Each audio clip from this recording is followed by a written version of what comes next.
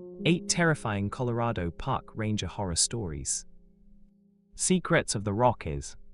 Story 1, The Missing Hiker, 2006. It was a hot summer day, the kind where the heat shimmers off the asphalt and the pine trees seem to droop under the weight of the sun. I was manning the ranger station at the edge of the Roosevelt National Forest, catching up on paperwork when the door burst open and a man came stumbling in. He was in his late 30s, dressed in hiking gear, but his shirt was soaked with sweat and his face was the color of ash. He leaned against the counter, gasping for breath, his eyes wild with panic.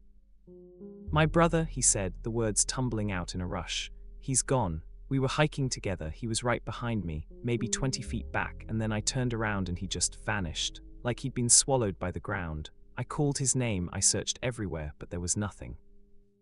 I grabbed a water bottle and handed it to him, then guided him to a chair. I radioed the search and rescue coordinator and got his full story. His name was Mark and his brother was David. They'd been hiking a little-known trail near Pinewood Springs, a rugged path that wound through a box canyon with steep, crumbling rock faces. Mark said the trail was narrow, and at one point David had stopped to tie his boot. Mark continued a few steps, then glanced back, and David was gone. No shout, no scuffle, nothing. "He was right there," Mark insisted, his voice cracking. "There was this cave, a narrow opening in the rock, almost hidden behind a juniper bush. I think he might have gone inside. I tried to follow, but the opening was too tight for me. I yelled for him, but I only heard my own echo." I assembled a search party immediately. Myself, 2 other rangers, and a volunteer from the local SAR team. We drove to the trailhead and hiked in, following Mark's frantic lead. The heat was oppressive, and the canyon walls trapped the sound, making every footstep seem magnified. We reached the spot Mark described. A sharp bend in the trail, a gnarled juniper, and behind it, a dark slit in the sandstone, barely a foot wide, just as he'd said. I knelt and shone my flashlight into the gap.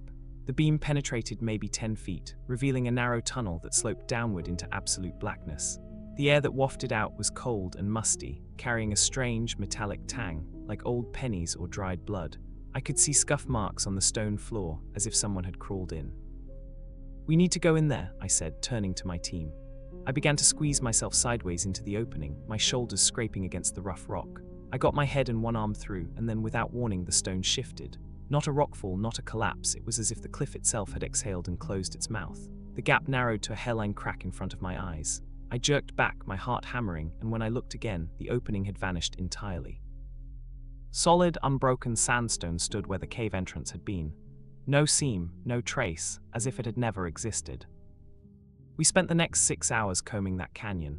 We used metal probes, ground-penetrating radar from the county, even brought in a geologist. Nothing. The rock face was uniform and continuous. No cave, no tunnel, no sign that David had ever been there. The official report listed him as missing, presumed deceased, but I never accepted that. I've spent many sleepless nights wondering what he found in that transient cavity, and why it chose to seal itself shut the moment I tried to follow. Sometimes, when the wind blows through that canyon, I swear I can hear a faint, echoing call, a name, maybe, or a plea, carried from somewhere deep inside the mountain. Story 2, The Creature in the San Juans, 2008. I'd heard the stories about the creature in the San Juans. Every ranger in the southern Rockies has. The tailies go back decades, reports of a massive, upright beast that stalks the high valleys, leaving behind footprints that measure nearly 2 feet long and a trail of inexplicable phenomena. Trees twisted into unnatural shapes, livestock found drained of blood, and a pervasive, throat-tightening silence that falls over the forest whenever it's near. Most of us dismissed it as folklore, the kind of campfire yarn that keeps tourists amused. But I didn't believe them, not really. I was a pragmatic man, grounded in observable reality. Until 2008. It was late fall and the aspen had already shed their gold. The forest was stark and open, the underbrush withered, offering sightlines that stretched for hundreds of yards. I was doing a solo patrol of a remote section near the Wemenutch Wilderness, a rugged, roadless expanse that sees maybe a dozen visitors a year. I was about 6 miles from the ranger station, hiking along a ridge that overlooked a deep, forested valley, when movement caught my eye. At first I thought it was a bear, a large one standing on its hind legs to reach for berries. But then it stepped into a clearing and my blood turned to ice.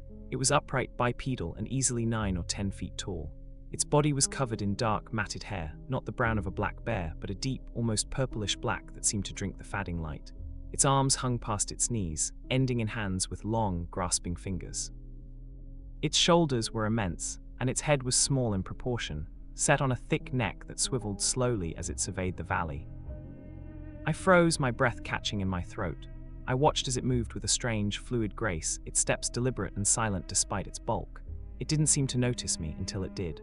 It stopped abruptly, its head turning directly toward my position 200 yards away. Even at that distance, I could see its eyes, large, dark, and luminous, reflecting the last sliver of sunset like twin coals.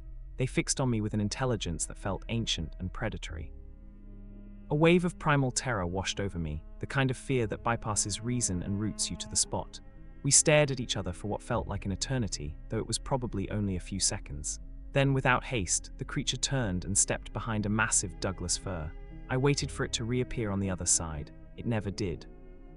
I scanned the tree line for minutes, but there was no movement, no sound, just the sudden, oppressive quiet that had fallen over the woods, as if every bird and insect had stopped breathing. I don't remember walking back to the station. I must have, because I woke up in my bunk the next morning with no memory of the return trek.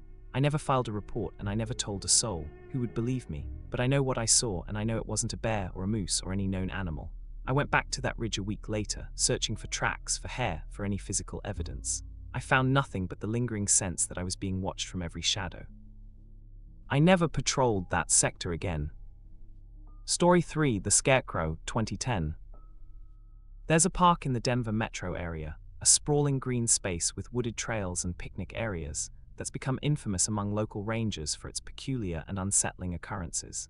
I heard the story from a fellow ranger who'd worked there, a grizzled veteran named Pete who'd seen more than his share of strange things.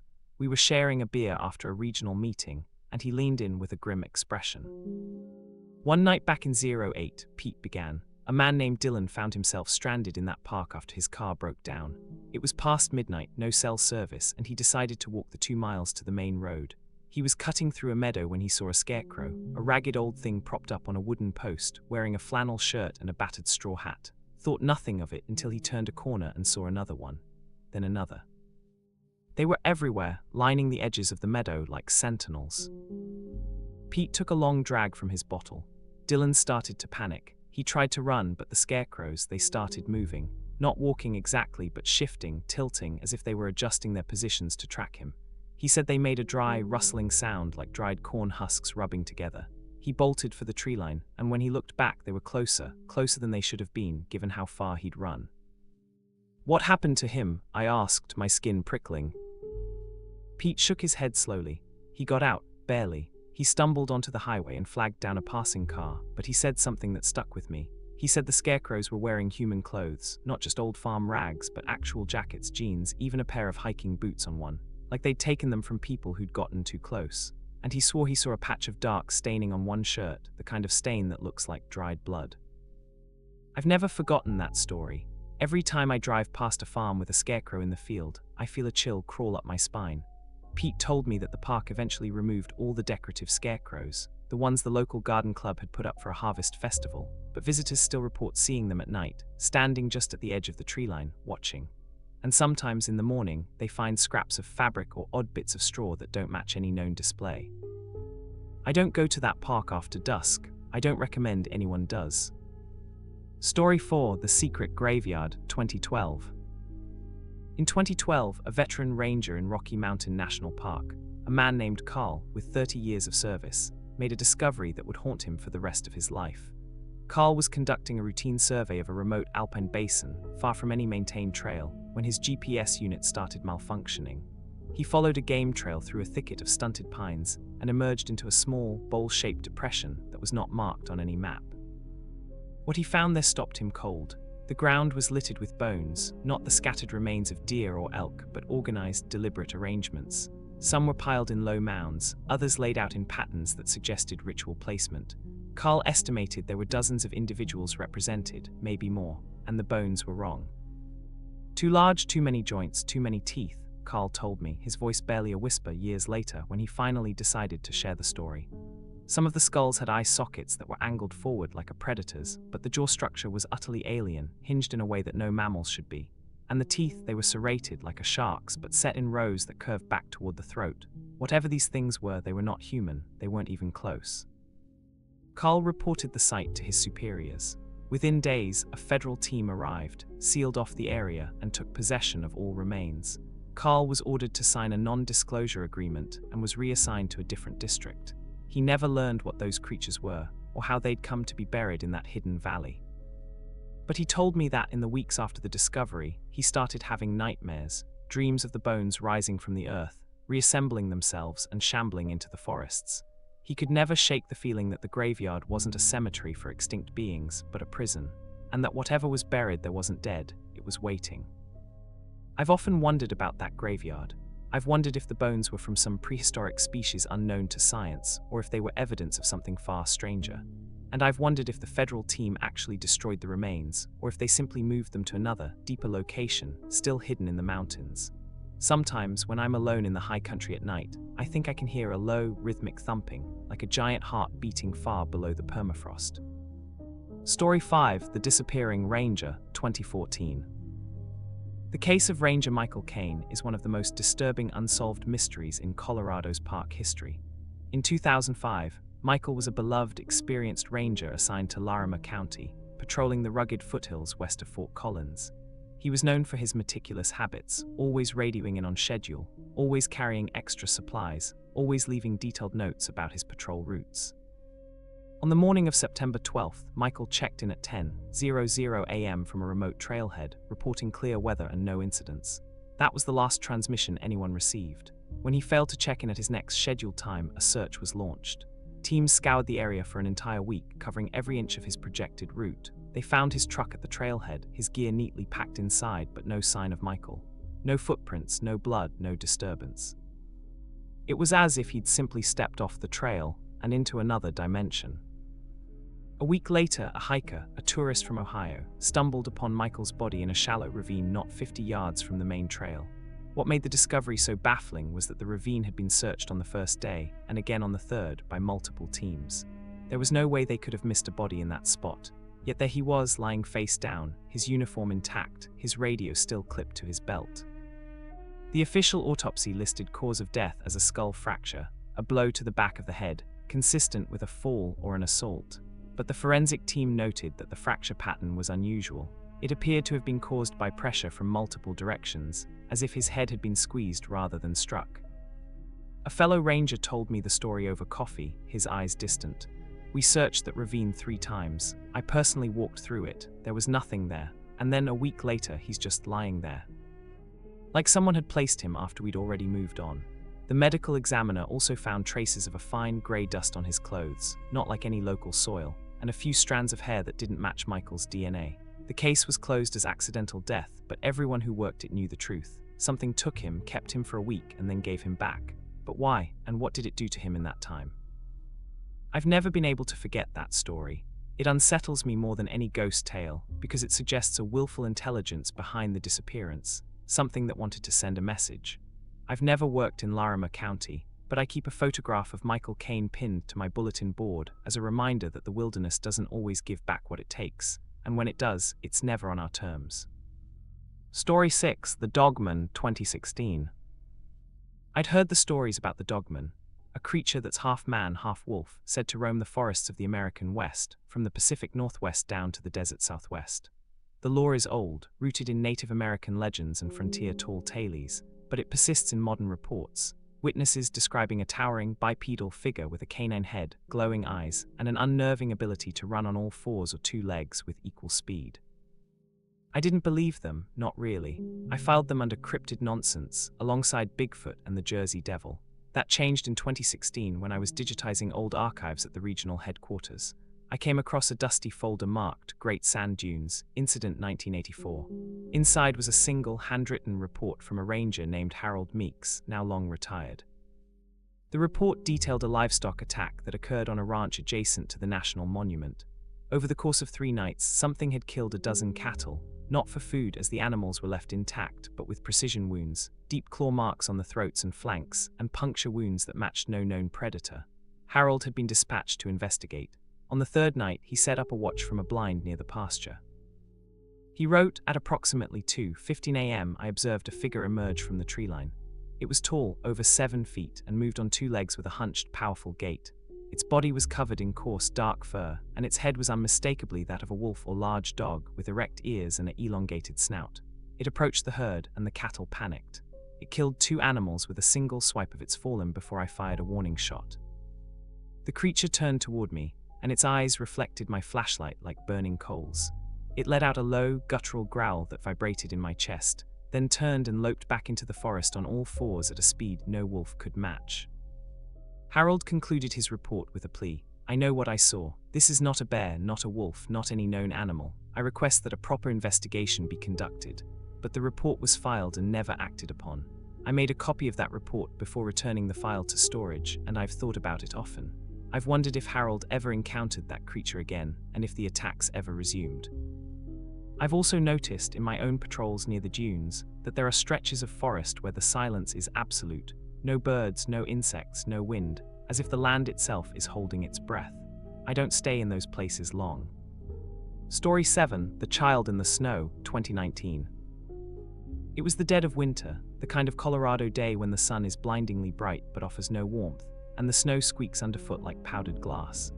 I was patrolling a section of forest near a busy ski resort, not the resort itself, but the backcountry access roads that border it, where cross-country skiers and snowshoers occasionally venture.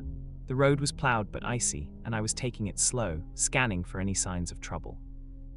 That's when I saw her, a little girl, maybe 6 or 7 years old, sitting on the shoulder of the road, her bare legs stretched out in front of her, her feet completely without shoes or socks, resting directly on the snow. She wore a thin, faded dress, the kind you'd see in summer, not winter, and her dark hair hung lank around her pale face. I slammed on the brakes and jumped out, my heart seizing with a mixture of alarm and disbelief. "Are you okay?" I called out, rushing toward her. "Where are your parents? How long have you been out here?" I was already pulling off my heavy coat to wrap around her, but when I got within a few feet, she looked up at me and my blood froze. Her eyes were wrong, too dark, too deep, like looking into the mouth of a well with no reflection, no light, no human warmth. They were utterly black without iris or pupil, yet they seemed to bore straight through me. Her skin was not red from cold, but a uniform porcelain white, as if she'd never been touched by sun or wind. She smiled, a small, sweet smile, and said in a voice that was too clear, too melodic, "I'm lost. I can't find my way home." I crouched down, trying to keep my voice steady. "What's your name, sweetheart? Where do you live?" I reached out to take her hand, but she pulled back, just out of reach. "I'm lost," she repeated, her head tilting at an unnatural angle. "I'm lost, I'm lost, I'm lost." The words came faster, layered over each other like a skipping record, her smile never wavering. I radioed the station, reporting a lost child in distress, and requested immediate backup. I kept talking to her, trying to keep her calm, but she simply sat there, repeating that phrase, her black eyes fixed on me with an intensity that made my skin crawl. After maybe 10 minutes, which felt like hours, I heard the distant wail of sirens from the resort road. At that sound, the girl stopped chanting. She looked past me toward the approaching vehicles, and her smile faded. Then she stood up so smoothly, so effortlessly, that she didn't seem to use her muscles at all, and walked into the treeline. I followed, shouting for her to stop, but she moved like a ghost, slipping between the pines without leaving a single footprint in the pristine snow. When the backup team arrived, we searched the forest for 2 hours. We found nothing, no tracks, no clothing, no evidence that any child had ever been there. The temperature was well below freezing, and a barefoot child couldn't have survived more than a few minutes, yet she had appeared perfectly comfortable. I filed a report, but it was quietly closed with a note: "No missing child reported in the area. Possible hoax or hallucination." I've never forgotten that girl. I've never forgotten her eyes, or the way her chant echoed in my mind for weeks after. Sometimes, when I'm alone on a snowy road at night, I think I see a small figure sitting at the edge of the light, barefoot, still, watching. I never stop to ask if she needs help. I just drive a little faster. And I try not to look in the rearview mirror. Story 8, The Flat Tops Anomaly, 2022. I've been a ranger in the White River National Forest for over 15 years. I've seen lightning strikes turn a 100-acre stand of spruce into a smoldering graveyard. I've pulled hypothermic climbers off icy faces and chased away poachers with nothing but a stern voice. I thought I had catalogued every kind of weird the Colorado high country could throw at me. Then I found the anomaly. It happened in late August, during a solo backcountry patrol of the Flat Tops Wilderness, a sprawling volcanic plateau that's so remote that even the local hunters call it the place where maps go to die. I was about 12 miles from the nearest trailhead, following a ridgeline that overlooked a series of unnamed glacial lakes. The sky was that painful shade of blue you only get at 10,000 feet, and the wind carried the high, thin whine of insects I couldn't see. I crested a small rise and found a man sitting on a boulder. He was in his late 20s, dressed in standard hiking gear, but his face was a mess, sunburned, blistered, and streaked with dried tears. He clutched a battered GPS unit in both hands, staring at it with the kind of desperate intensity you see in gamblers watching a losing hand. "You lost, friend," I called out, keeping my tone casual. He looked up and his eyes went wide, not with relief but with recognition. "You," he breathed. "You're Ranger Morrison, from the 2026 report." I froze. My name is Morrison, but I've never filed a report dated 2026. That was 4 years in the future. "Listen to me very carefully," he said, his voice trembling but urgent. "You need to turn around, go back the way you came. Do not, under any circumstances, walk through the grove of dead aspens that's about 200 yards ahead. That's where it happens." "Where what happens?" I asked, my hand instinctively drifting toward my radio. He stood up and I saw that his boots were caked with a strange, powdery grey dust, not the reddish clay of the flat tops but something almost like ash. "The anomaly," he said. "It's a place where time doesn't run straight. I was you 5 years from now or 5 years ago, depending on how you count it.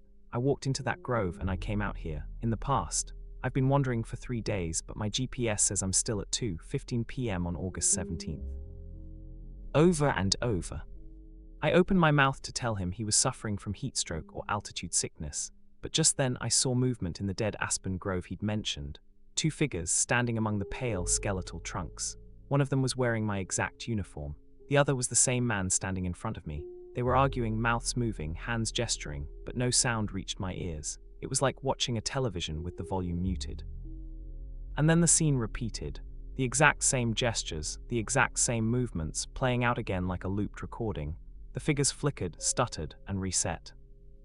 The man grabbed my arm. "That's us," he hissed. "That's the moment I stepped through. See, I'm trying to warn myself, but the past me can't hear it. He's going to walk through anyway because he doesn't believe, just like you don't believe me right now. And when he does, I'll replace myself again and I'll be stuck in a new time loop. It's happening. It's happening right now."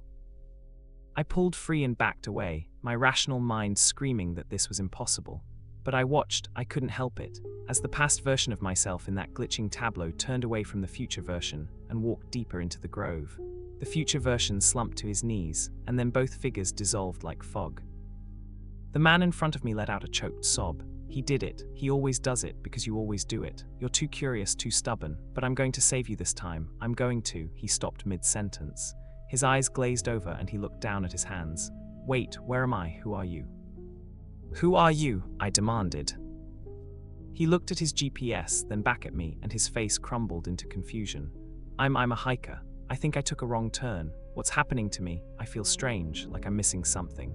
He turned and stumbled away in the opposite direction, muttering to himself, his memory already erased by whatever force had just reset his timeline. I stood there for a long, cold minute, staring at the dead aspen grove. Every rational fiber told me to heed his warning and turn back, but I'm a ranger. I'm supposed to protect people, and something or someone was clearly trapped in there. I walked into the grove. The moment my boots crossed the threshold, the world twisted. Not a sound, not a flash, just a sudden, nauseating vertigo, as if the ground had tilted sideways and the sky had swapped places with the earth. The aspens were no longer trees, they were pillars of static, their bark shimmering with colors that didn't have names. The air smelled of ozone and burnt sugar. I spun around and the ridgeline I'd just crossed was gone, replaced by an endless, featureless plain of grey ash. And I saw them, versions of myself, dozens of them, walking in all directions, each wearing slightly different uniforms, each carrying different gear. One had a beard I'd never grown. Another had a scar across his cheek. One was limping, another was laughing maniacally. They all moved with purpose, but none of them seemed to see each other. They were like ghosts crossing through the same haunted room, utterly oblivious to their neighbors. I tried to call out, but my voice came out as a distorted echo, as if I were speaking through water. One of my doppelgangers, the one with the scar, stopped and turned toward me. His lips moved, and this time I heard the words, clear as a bell. "You're not supposed to be here yet. Your turn isn't until 2026. He reached out and shoved me backward with a force that felt like falling off a cliff. I landed hard on pine needles, gasping for breath. I was back on the ridgeline. The sun was setting, hours had passed, though it felt like seconds. I scrambled to my feet and stumbled back toward my camp, refusing to look over my shoulder. I made it to the ranger station the next morning. My crew chief took one look at me and asked, "Where the hell have you been for 4 days? We had search teams out." 4 days, I croaked. I was gone for maybe 6 hours. He shook his head and pointed at the wall calendar. It was August 21st. I'd left on August 17th. I went to my locker to change out of my filthy uniform, and that's when I noticed my ID badge was missing. I reached into my pocket and pulled out a badge that wasn't mine. It had my photo, my name, but the expiration date read 2029. The photo showed me with a grayer beard, deeper wrinkles, and a sad, knowing smile. I have never gone back to that ridgeline. I transferred to a different district the following year and told no one about the anomaly. But sometimes late at night, I hear a voice at the edge of my awareness, my own voice, whispering, "Your turn isn't until 2026. I don't know what that means. I don't know if I'm the original Ranger Morrison, or if I'm one of those doppelgangers who accidentally found his way out of that grey ash plain and took my place. What I do know is that the flat tops are not a wilderness. They are a wound in the skin of the world, held closed by nothing more than time's bad habit of pretending to be linear. And every August 17th, I wake up at exactly 2:15 a.m. in a cold sweat, with grey ash under my fingernails, ash I never collected from a place I never visited. I keep a pair of scissors by my bed now, not to defend myself, just to cut the tag off any new piece of clothing I buy, because I never want to see the label 2026 printed anywhere again. Stay out of the dead aspen groves, and if you ever meet a version of yourself who looks like they've been crying, don't listen to their warnings. They're not warning you to stay away, they're warning you to stay.